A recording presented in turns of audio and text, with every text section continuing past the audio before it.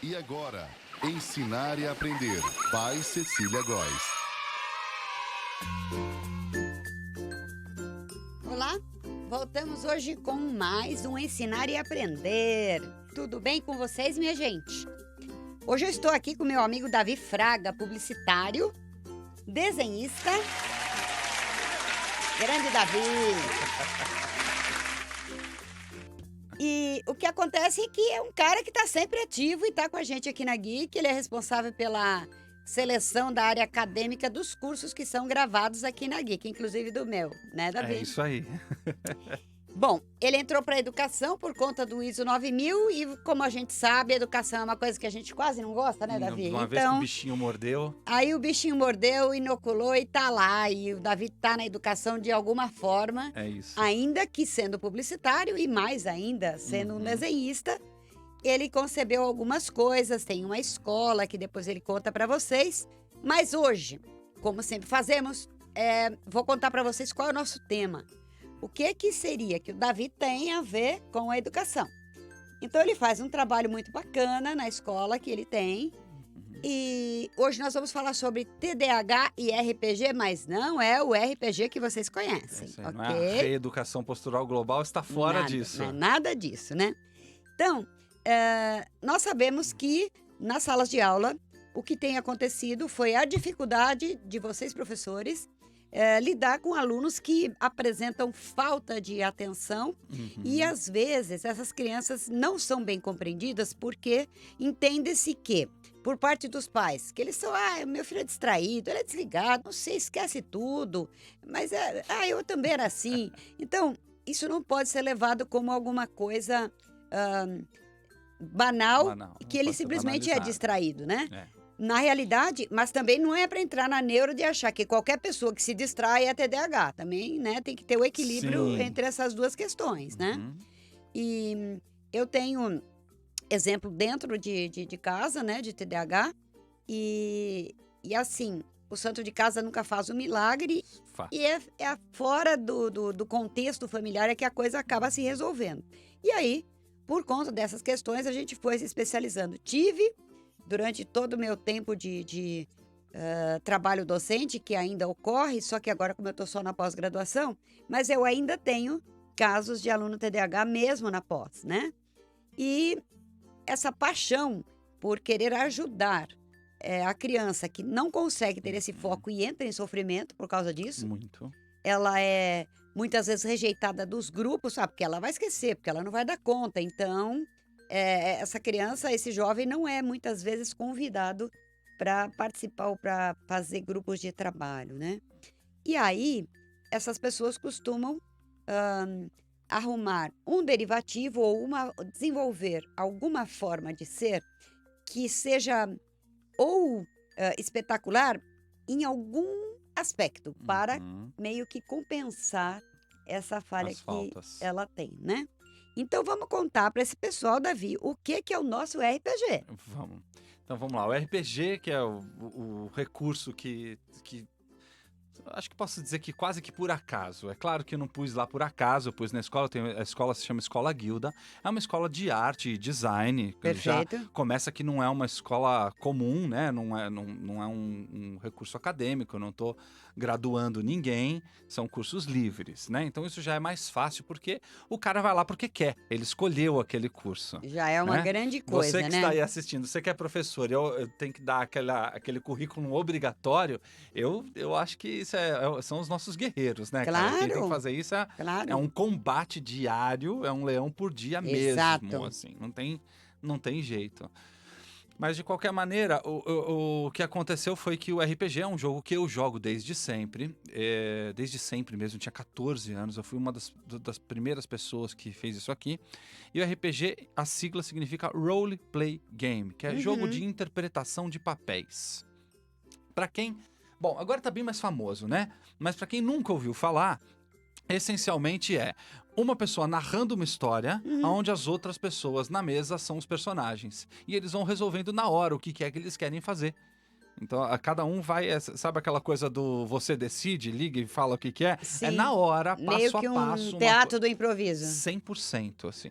Só que tem uma linha condutora, que é o mestre, que é o Sim. mestre de jogo, que é esse narrador, e ele vai conduzindo ali dentro da história dele, que tem um começo, meio e fim, tem um objetivo principal, tem alguma coisa, mas as coisas surpreendem, né? Assim, isso nasceu daqueles livros-jogos. Não sei se você já viu o livro-jogo, Sim. que você vai lendo, chega no final e fala assim: se você quer a porta da direita, vá para a página 45. Se você quer a da esquerda, vá para a 78. E se eu não quiser nenhuma? Uhum. E se eu quiser voltar? E se eu quiser arrombar a porta? Sim. E se eu quiser cavar no chão? Isso tudo no livro não permite. O RPG surgiu Claro. para dar essas Essas alternativas. aberturas alternativas. É. Perfeito. E é assim, né? Eu vejo, é uma coisa que eu falo muito em sala de aula, Davi. Uhum. Nós, professores, não temos que nos limitar aos textos acadêmicos, Claro. à fundamentação teórica, que sim deve existir e bem fundamentada, Uhum. mas nós temos que ampliar o nosso olhar, o nosso horizonte de conhecimento em lugares, mares nunca dantes navegados. É isso aí. Tipo, exatamente o que você está falando. É por isso que eu trago pessoas aqui que me dão alternativas para além do currículo formal. E eu Sim. acho que essa tua proposta, assim, Uhum. fantástica, porque vamos lá, professores, vamos conhecer o que é isso, né? É, De repente, conhecer a tua escola. né? Aliás, estão super convidados. Dá uma olhada lá, Escola Guilda, no Instagram, em São Paulo, né? No Tatuapé. Escola Guilda, dá uma olhada no Instagram, no Facebook, ou www.escolaguilda.com.br. Você encontra lá o endereço, o telefone, estão super convidados. Mas o que é o RPG, assim? Você tem vários cenários. Tem o cenário de fantasia, você tem o cenário de medieval, de vampiro, de super-herói, etc. Então, ele tem livros que vão fazendo com que a pessoa entenda um sistema econômico. Por exemplo.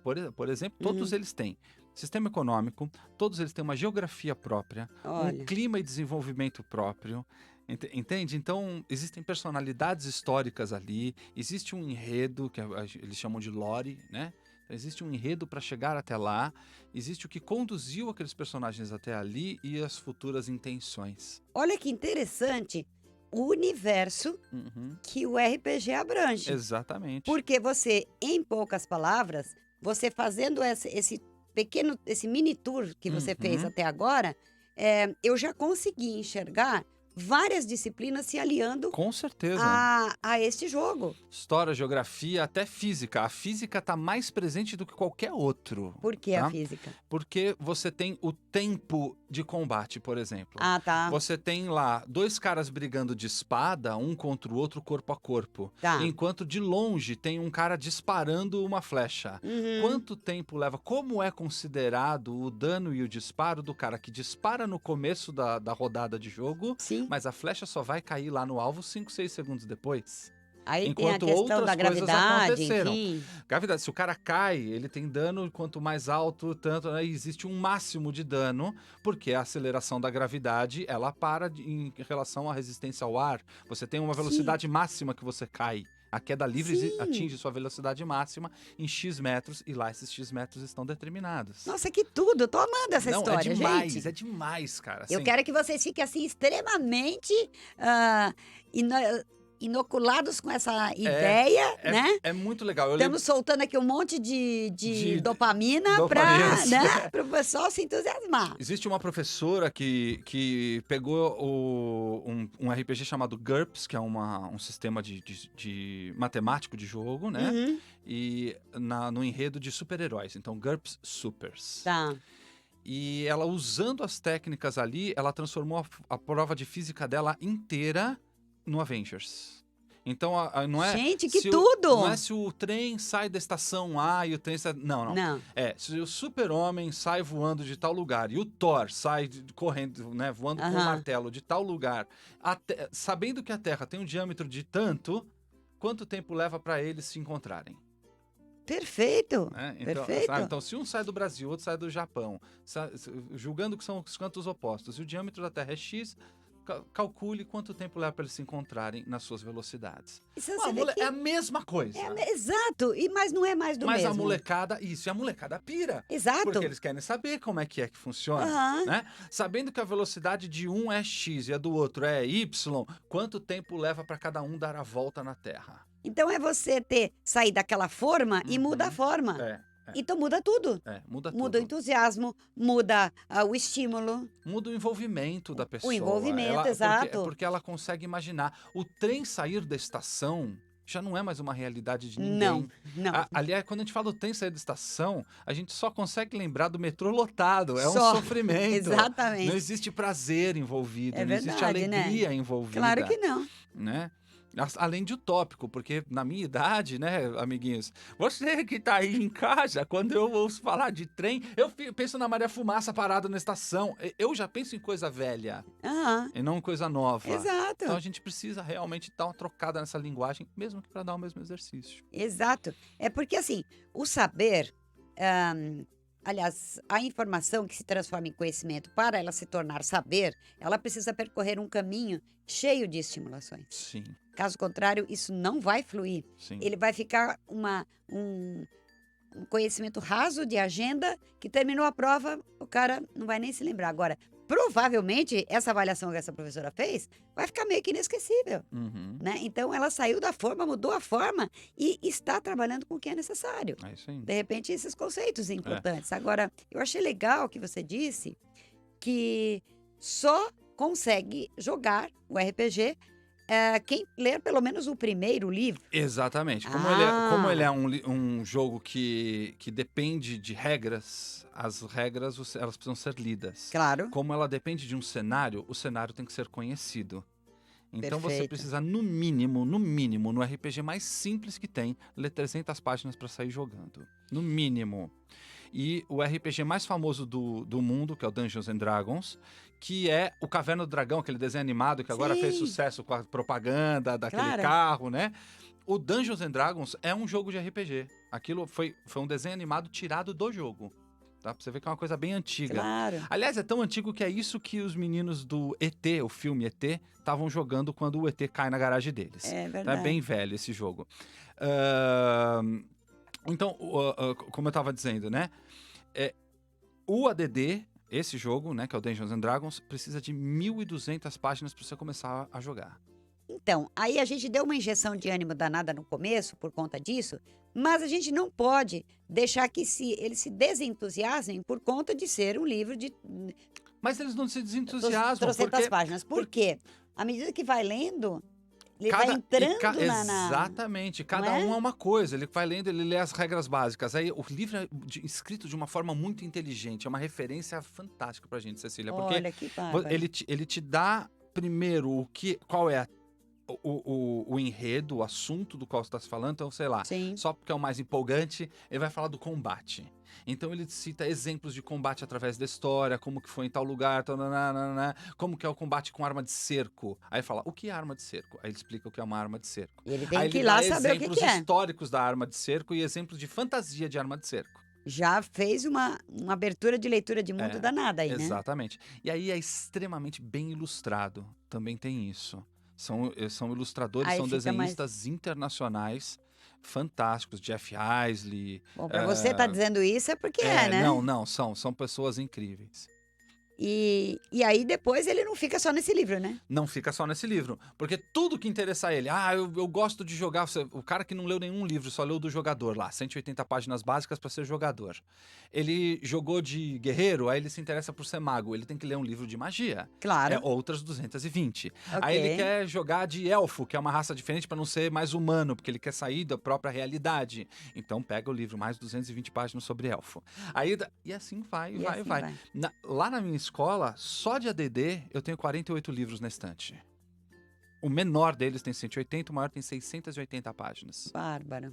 Né? Tá lá, e eu li todos e recorrentemente leio, e recorrentemente meus alunos pedem emprestado e funciona como uma biblioteca. Eles pegam, levam, eu registro, eles têm uma semana para me devolver.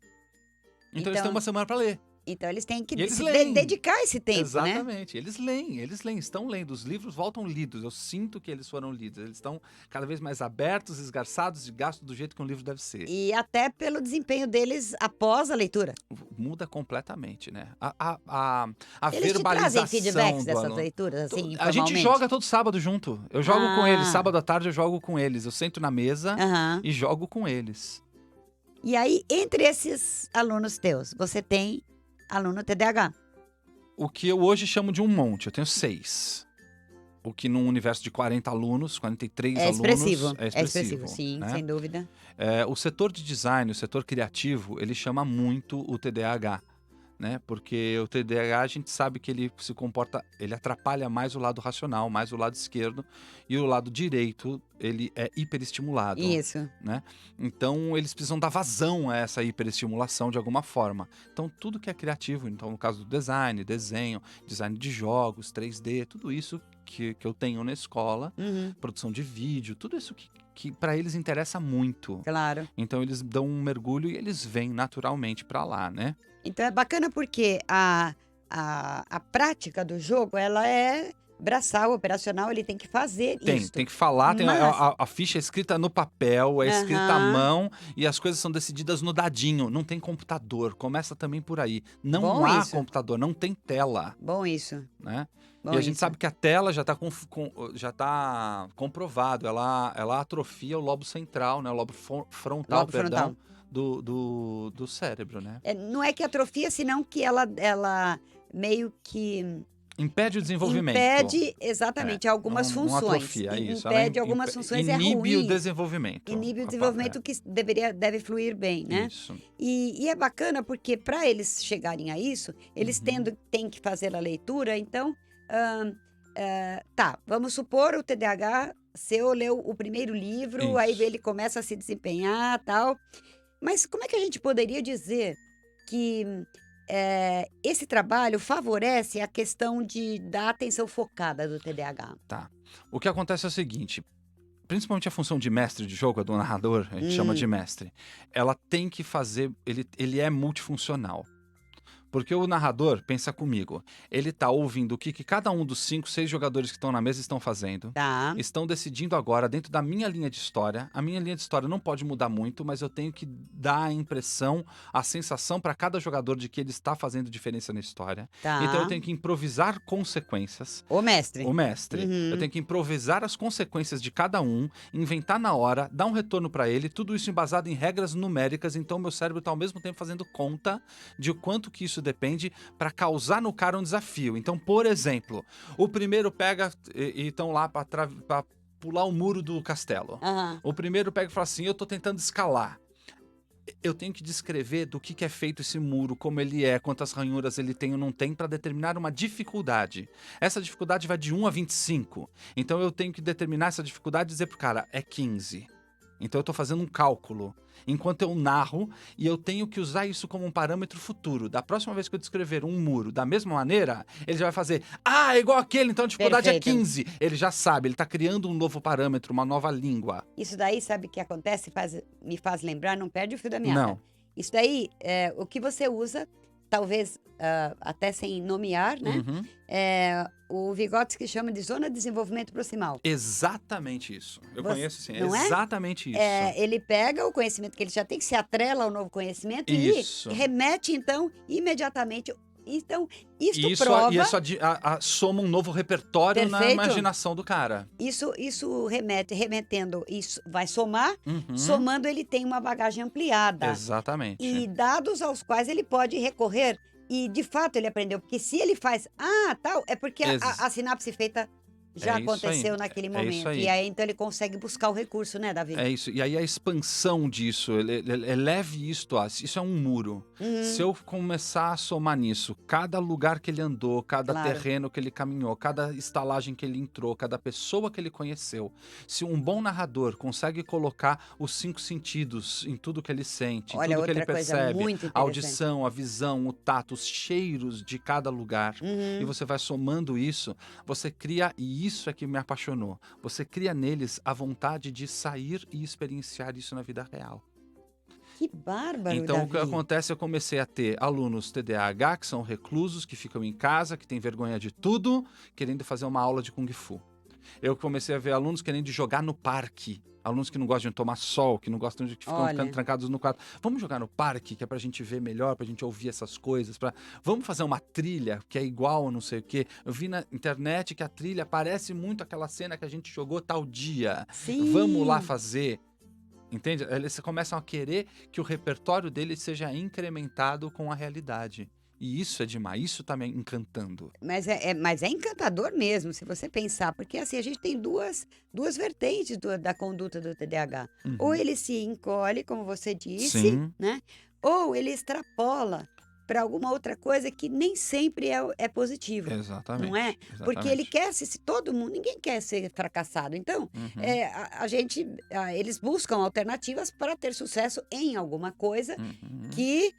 em que o seu déficit não apareça a princípio. Mas é muito difícil, porque Muito, o TDAH é um déficit muito. que, se ele não tiver comorbidades, graças a Deus, mas se ele tiver Uhum. com alguma outra coisa, o que geralmente acontece, Sim. né? Porque você pode ter um TDAH que também seja disléxico, pode ter um TDAH que também Acontece. seja. Tem um lá.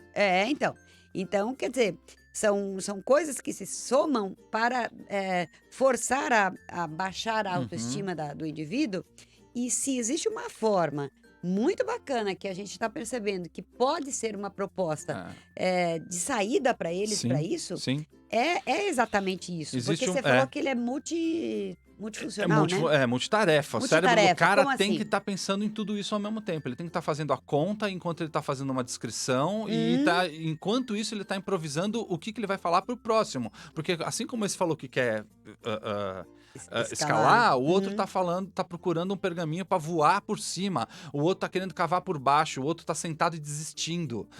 E você tem que ir narrando as consequências de cada um desse. Então o seu Perfeito. cérebro tá criando a situação e essa sensação para cada um deles. E eles estando ali, eles percebem como eles estão. Eles descrevem também. Eles têm Eles que se descrever o que manifestam. eles estão fazendo. Eles têm que Isso. falar assim: e se eu colocar o gancho? E se eu colocar tive uma ideia. Eu lembro que eu peguei uma luva aqui. E eles vão criando, entende? Então, ao mesmo tempo, o cara tá imaginando esse monte de coisa e às vezes se dirigindo aos outros, porque o RPG tem também a habilidade de ser, na minha opinião, até onde eu me lembro, o único jogo 100% colaborativo. Olha que importante isso. 100%. Na mesa, ninguém está contra ninguém. O mestre está contra todos, porque ele é o resto do mundo. Sim. Mas se você analisar friamente, ele está a favor de todo mundo, porque ele está criando uma história com Possibilidade. obstáculos para que todos superem, não para que todos Os morram no desafios final. progressivos. Exatamente, são É desafios diferente desses outros jogos que a gente está vendo por aí, né? Então, é natural que esse cara que está escalando, já escalando, comece a falar: fica frio, gente, quando chegar lá em cima eu jogo uma corda, me ajuda aqui, não sei o que, vai preparando isso. Então eles começam a conversar entre eles. Olha Existem só. momentos onde eu tô narrando o jogo e de verdade, gente, de uma sessão de 4, 5 horas que a gente fica jogando direto, 5 horas, 6 horas, já chegamos a ficar 12 horas. Aliás, eu quando era moleque já cheguei a ficar 50, mas isso é outra história. Olha, não conte essas coisas aqui. Em 5 horas que a gente fica jogando, em 4 horas, às vezes eu arrisco dizer que 1h30 destas 4, 5 horas, eu estou ouvindo eles jogarem sozinhos. Eu não preciso mais narrar a história. Eu crio uma situação onde eles têm que se eles vão se entender. desempenhando. Onde eles têm que se entender de como eles vão resolver aquela encrenca. Sim. E aí eles ficam conversando entre eles 20, 30, 40 minutos. Aí a gente segue mais um pouquinho. Aí 20, 30. Então, claro que não 1h30 direto, mas de 5 horas, 1h30 acontece só entre os caras. Gente, isto é um recorde fantástico para um TDAH. Não, aliás, 5 horas, né? 5 Com horas certeza. que o TDAH não pisca, ele não levanta a bunda da cadeira. Porque ele realmente está Ele empolgado. tá lá dentro. Ele entrou Ele tá lá dentro. né? Tem o Mateuzinho, meu querido aluno, que tá lá há mais tempo. Beijo, Mateuzinho. Ele, na última vez que a gente tava jogando, na metade do jogo, ele botou as 2 mãos na cabeça e falou assim: cara, esse jogo arrebenta a minha cabeça. Mas com um sorrisão, assim. Claro. Né? E é isso, assim, a ideia é arrebentar a cabeça dele mesmo. Se a cabeça dele é capaz de pensar em tanta coisa, vamos pôr tudo isso na cabeça dele para ele pensar. Sabe por quê?